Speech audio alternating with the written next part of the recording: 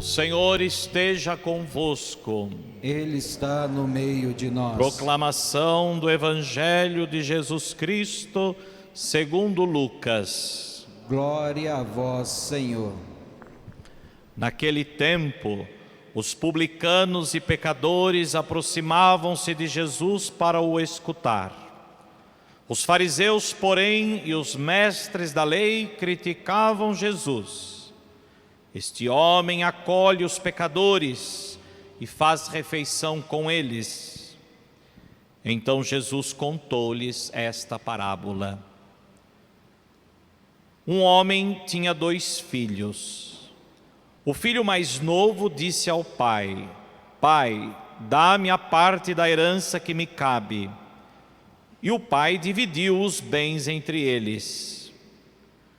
Poucos dias depois, o filho mais novo juntou o que era seu e partiu para um lugar distante.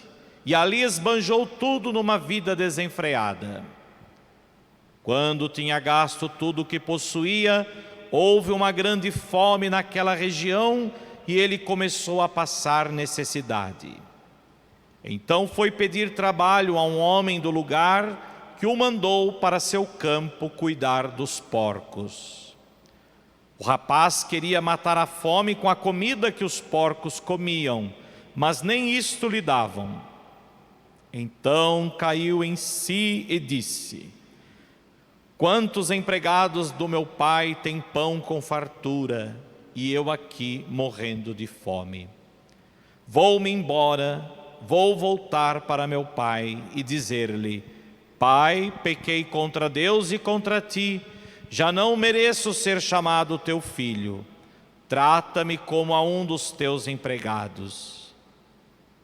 Então ele partiu e voltou para seu pai. Quando ainda estava longe, seu pai o avistou e sentiu compaixão. Correu-lhe ao encontro, abraçou-o e cobriu-o de beijos. O filho então lhe disse: Pai, pequei contra Deus e contra ti, já não mereço ser chamado teu filho. Mas o pai disse aos empregados: Trazei depressa a melhor túnica para vestir meu filho, e ponde um anel no seu dedo e sandálias nos pés. Trazei um novilho gordo e matai-o, vamos fazer um banquete. Porque este meu filho estava morto e tornou a viver, estava perdido e foi encontrado. E começaram a festa. O filho mais velho estava no campo. Ao voltar, já perto de casa, ouviu música e barulho de dança. Então chamou um dos criados e perguntou o que estava acontecendo. O criado respondeu: É teu irmão que voltou. Teu pai matou um novilho gordo porque o recuperou com saúde. Mas ele ficou com raiva e não queria entrar. O pai, saindo, insistia com ele. Ele, porém, respondeu ao pai: Eu trabalho para ti há tantos anos, jamais desobedeci a qualquer ordem tua, e tu nunca me deste um cabrito para eu festejar com meus amigos. Quando chegou esse teu filho, que esbanjou teus bens com prostitutas, matas para ele um novilho cevado. Então o pai lhe disse: Filho, tu estás sempre comigo, e tudo que é meu é teu. Mas era preciso festejar e alegrar-nos, porque este teu irmão estava morto e tornou a viver. Estava perdido e foi encontrado. Palavra da salvação. Glória a vós, Senhor.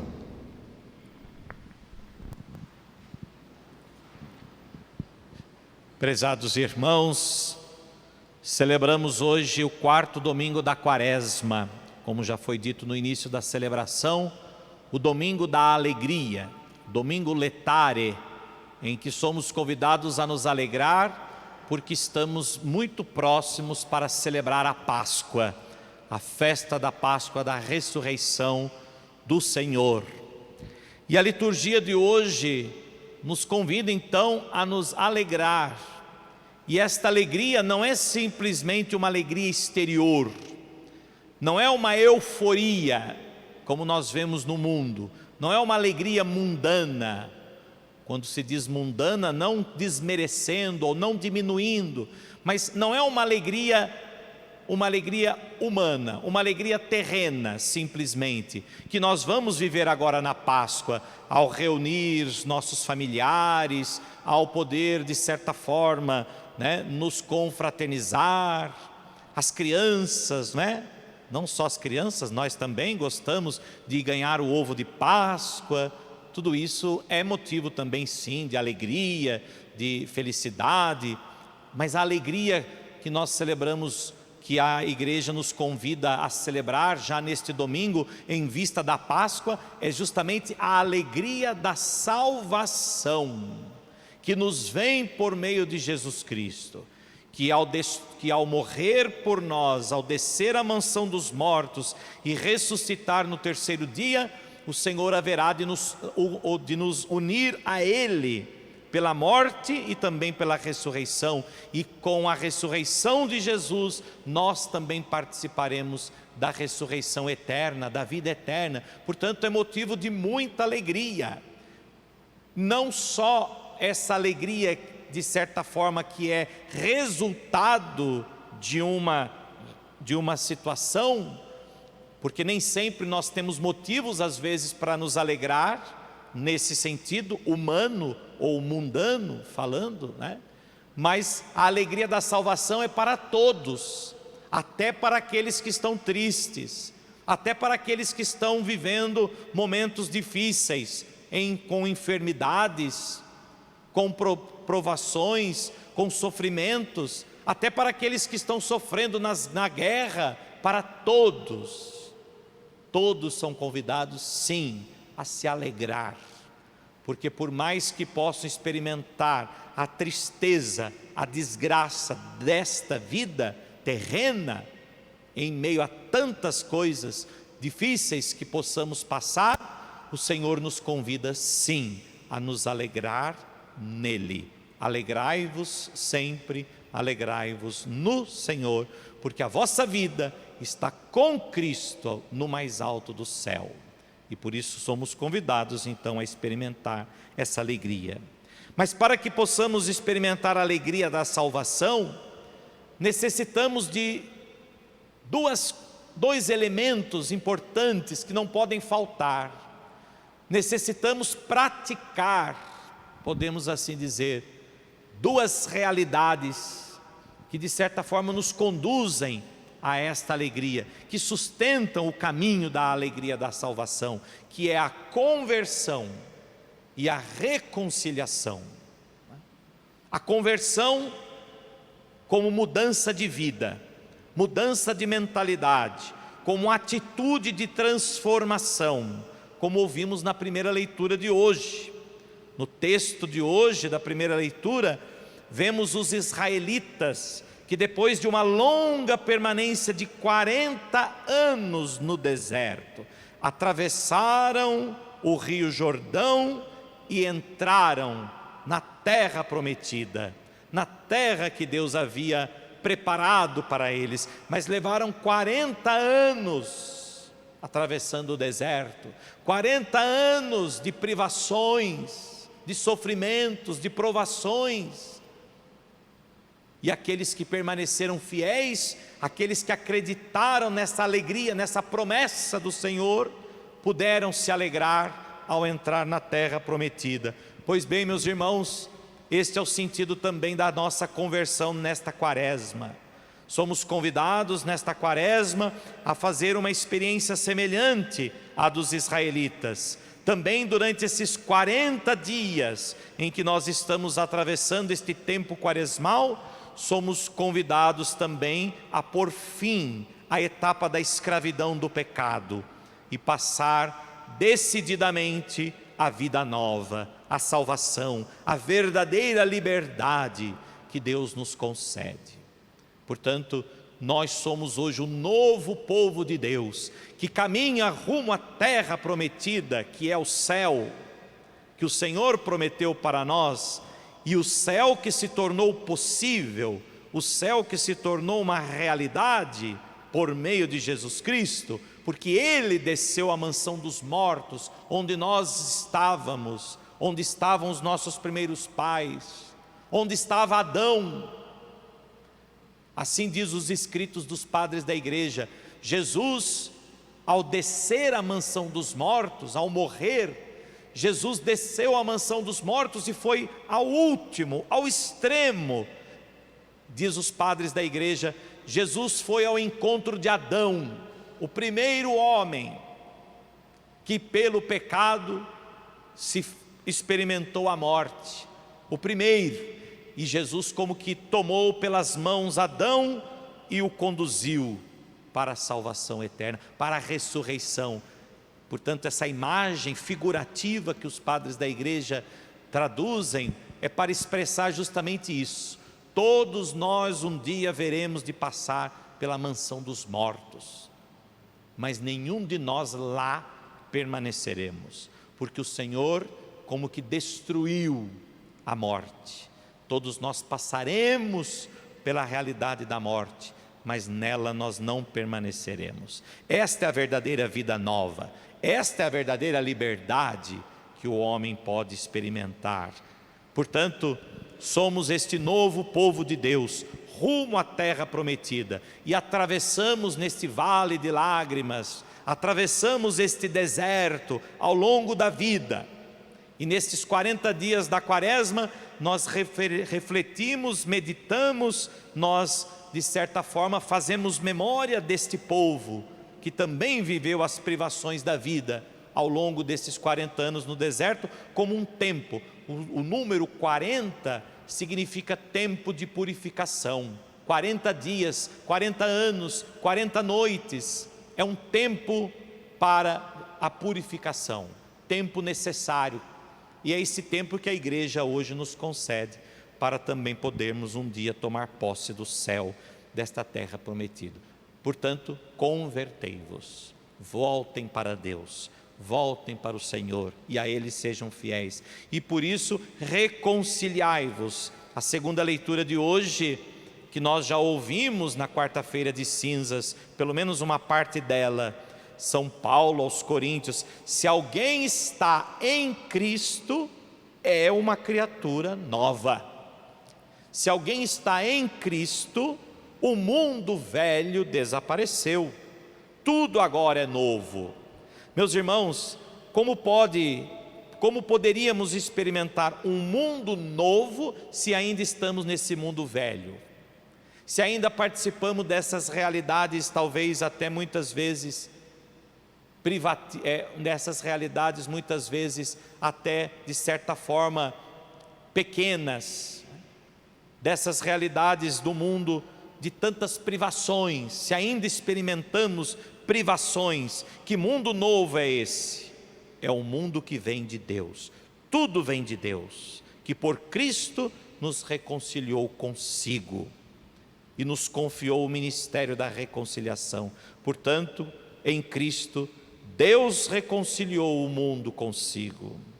Portanto, somos chamados à reconciliação. Reconciliação é a palavra-chave da segunda leitura de hoje, que aparece 5 vezes. São Paulo repete 5 vezes: reconciliai-vos, reconciliemo-nos com Deus em Cristo.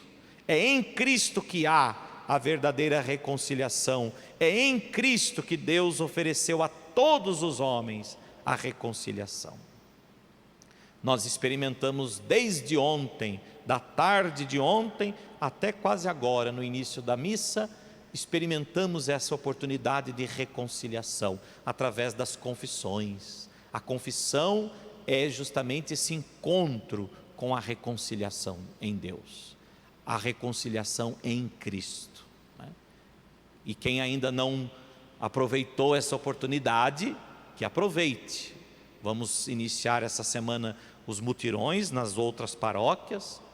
Temos já os horários que já são estabelecidos aqui também na nossa paróquia. Até a Páscoa teremos ainda outras oportunidades para nos reconciliar com Deus por meio deste ministério que diz São Paulo, ministério da reconciliação, que é dado à igreja por meio dos sacerdotes. E por fim, meus irmãos, temos o Evangelho. O Evangelho de hoje é a maior parábola já contada por Jesus. Dentre todas as parábolas que Jesus contou, a parábola de hoje é a maior delas.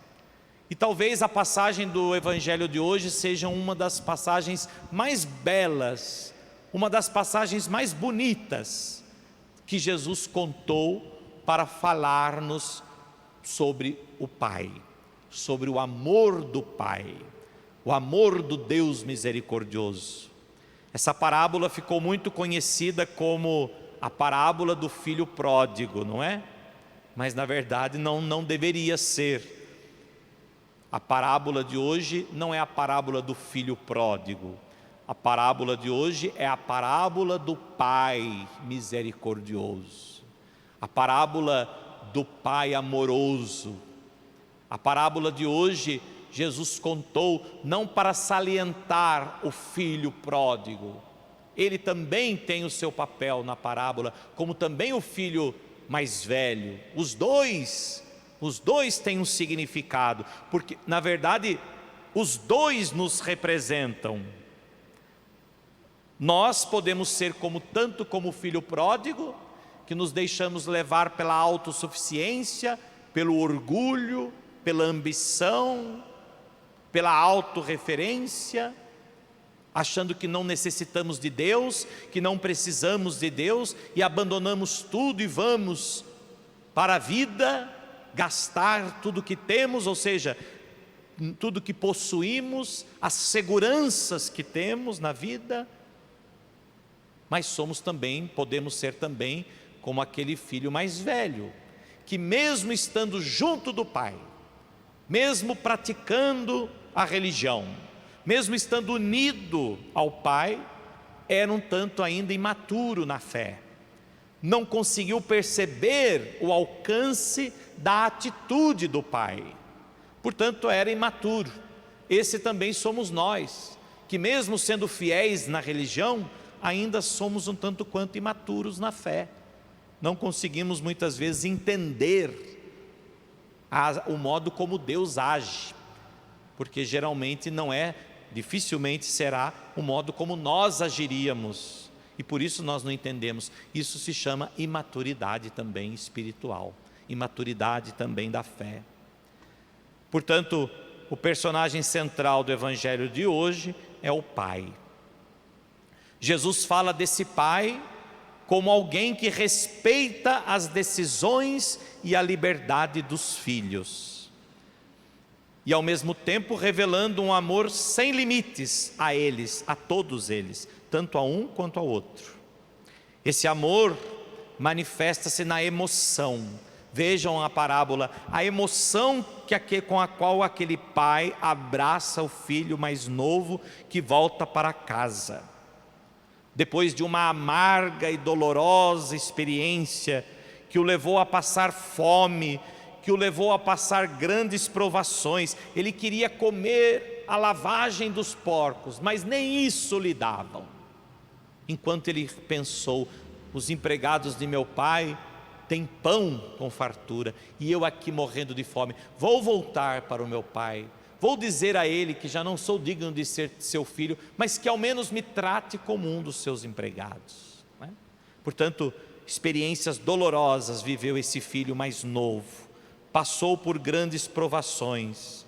No entanto, vejam, meus irmãos, o amor do Pai permaneceu inalterado. Apesar da rebeldia, apesar da infidelidade desse filho, o amor do Pai permaneceu intacto. Esse é o amor do Pai. Esse é o amor de Deus por nós. Por mais que muitas vezes o nosso pecado nos faz também passar por muitas privações. Por causa do pecado é que nós passamos muitas privações. Por causa do pecado é que muitas vezes nós sofremos. Por causa do pecado é que muitas vezes nós somos castigados, não por Deus, mas pelo próprio pecado, pelas consequências que o pecado traz na nossa vida. É por isso que sofremos, não por causa de Deus, porque Deus, apesar de todo o pecado, Deus continua nos amando. Deus continua mantendo um amor inalterado por todos nós. Deus nos ama, meus irmãos, muito mais do que nós possamos imaginar. Deus nos ama infinitamente. E o que Deus mais deseja para nós, seus filhos, é o céu. Portanto, se nós pelo pecado negarmos a ir para o céu, talvez seremos a causa do sofrimento de Deus, se podemos assim dizer. E foi exatamente isso que Jesus padeceu na cruz, o sofrimento por aqueles que não reconheceram a Deus. No entanto, este filho mais novo é um filho rebelde, um filho que exige muito mais do que aquilo a que tinha direito, né?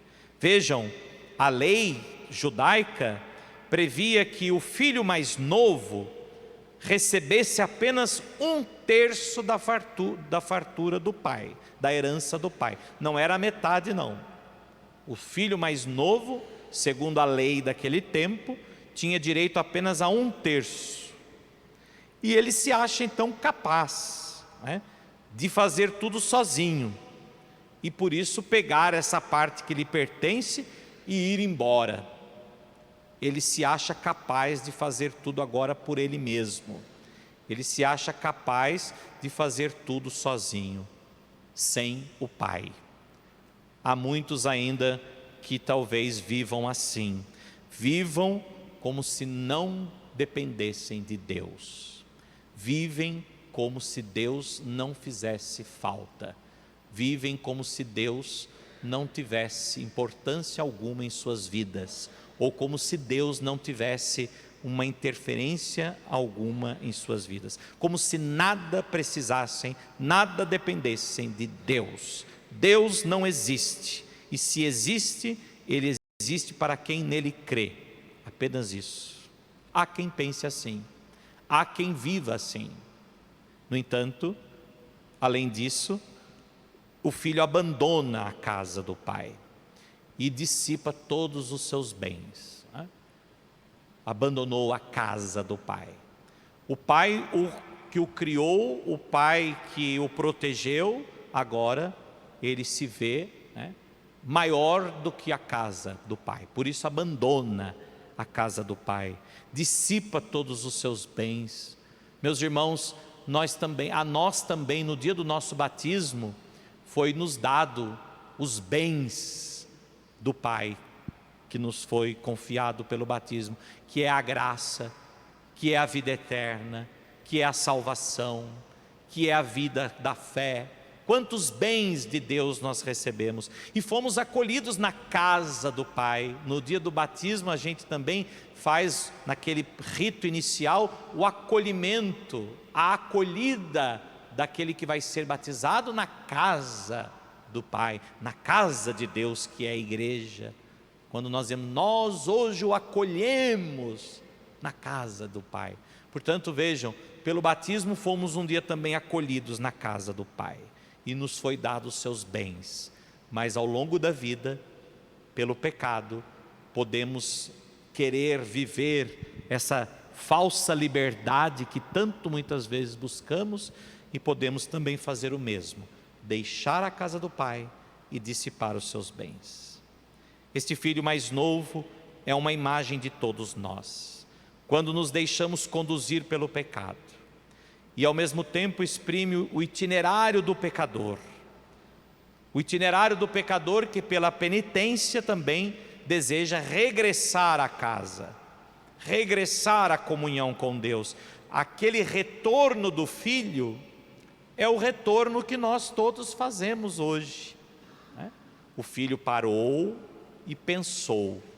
O que significa isso? O exame de consciência que a gente faz quando a gente vai se confessar.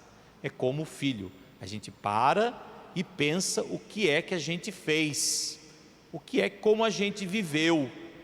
Olha, eu gastei os bens do meu pai, dissipei os seus bens, pequei contra o céu, pequei contra ele, vou voltar e vou dizer. Todos nós fazemos no primeiro momento também isso, reconhecemos o nosso pecado, o exame de consciência.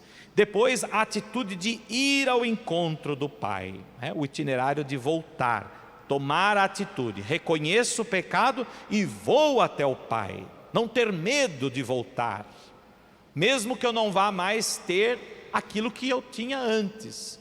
Se ele me tratar como um dos empregados, já é suficiente. Então, não ter medo de voltar, Portanto, a atitude de ir ao encontro. Ainda há muita gente que não se confessa, tem medo. Medo do padre, não é? Medo da confissão, tem medo de ser recriminado, medo de ser ali condenado, como se o padre pudesse condenar alguém. Às vezes até por experiências passadas que nós tivemos, através de uma formação diferente, que até mesmo uma formação tanto quanto rigorosa que tinham tanto os pais como também os padres do passado. Então tem gente que teve uma experiência negativa no passado e até hoje tem medo de se confessar, Portanto, esse filho também sentiu medo, mas não deixou que o medo fosse maior do que a decisão de voltar. Essa também é uma atitude. E por fim, a comunhão com Deus, o pai que reconcilia o filho com ele. Essa também é uma atitude própria do sacramento da confissão. E por fim, meus irmãos, gostaria ainda de chamar a atenção para o outro filho, o filho mais velho. O filho mais velho não aceita que o pai acolha o filho rebelde. Vejam que ele nem o considera irmão. Ele diz, esse teu filho, nem diz esse meu irmão que gastou. Não, ele nem o considera como irmão. Não entende a lógica do pai, que faz uma festa para receber esse irmão que gastou tudo. Portanto, o filho mais velho, como eu disse, aqui representa também a imaturidade na fé. Nós também muitas vezes podemos ter essa atitude e podemos agir não conforme aquilo que nós bebemos na fonte. O filho estava com o pai, estava junto do pai, mas não conseguiu apreender, não conseguiu assimilar para si a atitude do pai. Portanto, tanto o filho que estava longe, como o filho que estava perto, os dois pareceram não aprender nada com o pai, pareceram não assimilar nada do pai. Portanto, meus irmãos, nós podemos ser como um desses dois filhos, tanto o filho rebelde, mas também podemos ser esse filho imaturo. Peçamos ao Senhor então a graça da conversão, peçamos ao Senhor a graça da reconciliação, para que possamos então fazer a experiência do verdadeiro amor, da verdadeira misericórdia de Deus, amor que permanece inalterado, apesar dos nossos pecados. E por isso é com essa confiança que nós devemos nos aproximar de Deus. É com esta confiança que nós devemos pedir perdão dos nossos pecados. A confiança de que o amor de Deus jamais muda, independentemente, por pior que seja o nosso pecado, Deus jamais muda conosco. É o pecado que muitas vezes nos muda, é o pecado que nos transforma, é o pecado que nos denigre, mas Deus não. Deus jamais muda conosco, porque Deus nos ama e nos ama infinitamente. Que esse amor de Deus então, que é traduzido pela misericórdia, pela compaixão, seja a força para podermos superar o pecado e assim podermos um dia tomar posse da terra prometida, da casa do Pai, que também é nossa, que é o céu e que nos foi dada por Jesus Cristo. Assim seja. Amém.